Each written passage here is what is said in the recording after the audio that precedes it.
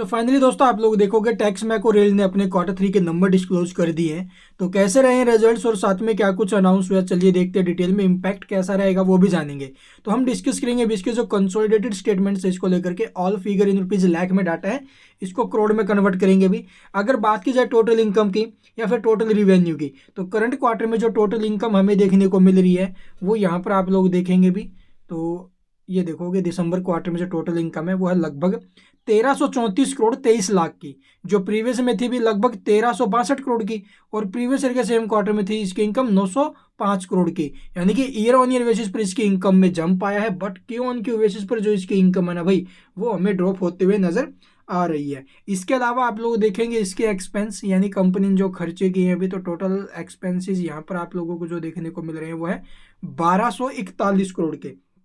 ठीक है, जबकि प्रीवियस क्वार्टर में जो इसके एक्सपेंस थे वो 1264 करोड़ थे और प्रीवियस ईयर के सेम क्वार्टर में 856 करोड़। तो expense year two year basis पर कम इंक्रीज हुए हैं, लेकिन क्यों ऑन क्यू बेसिस पर इसके एक्सपेंस में भी गिरावट है। और अब के बार जो रिवेन्यू है, एक्सपेंस है तो ज़्यादा ही है भाई, मतलब फिर से कंपनी ने तो प्रॉफिट ही बनाया, लेकिन प्रॉफिट कितना है चलिए देखते हैं। नेट प्रॉफिट आफ्टर टैक्स या फिर फॉर द पीरियड अगर मैं बात करूं, तो यहाँ पर आप लोग देखोगे नेट प्रॉफिट आफ्टर टैक्स की, तो करीब 69 करोड़ का प्रॉफिट हमें देखने को मिल रहा है। जबकि प्रीवियस में क्या था अभी 67 करोड़ का प्रॉफिट, और प्रीवियस ईयर के सेम क्वार्टर में था इसका 25 करोड़ का profit.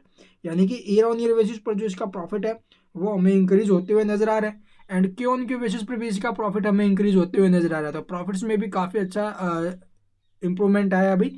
And earning per share की बात करें ईपीएस की, तो करीब 1 रुपये 92 पैसे, प्रीवियस में 1 82 था और प्रीवियस ईयर के सेम क्वार्टर में 92 पैसे। तो रिजल्ट्स अच्छे हैं, इम्पैक्ट बिल्कुल पॉजिटिव रहना चाहिए। रिवेन्यू सेगमेंट से भी किस सेगमेंट से कितना रिवेन्यू कंपनी ने जनरेट किया है, तो यहाँ पर आप लोग इसे एक बार वीडियो को पॉज करके डिटेल में देख लेना, ठीक है। और ये नीचे में नोट्स दिए गए हैं ड्यूरिंग द क्वार्टर, और क्या कुछ अपडेट्स रही हैं वो यहाँ पर डाटा आपको देखने को मिल जाएगा। इसके अलावा तो कुछ खास अनाउंसमेंट नहीं हुई अभी इसके अंदर। और बाकी यहाँ पर ये नोट्स आपको जो दिए गए वो इन्हें एक बार पढ़ लेना आप लोग, ठीक है। इसके अलावा अगर कुछ पूछना हो तो कमेंट्स में पूछ सकते हो। और चैनल के ऊपर इसका इसके ऊपर जो इसका इम्पैक्ट है स्टॉक के ऊपर, वो पॉजिटिव रहना चाहिए भाई, ठीक है। And thank you for watching the video.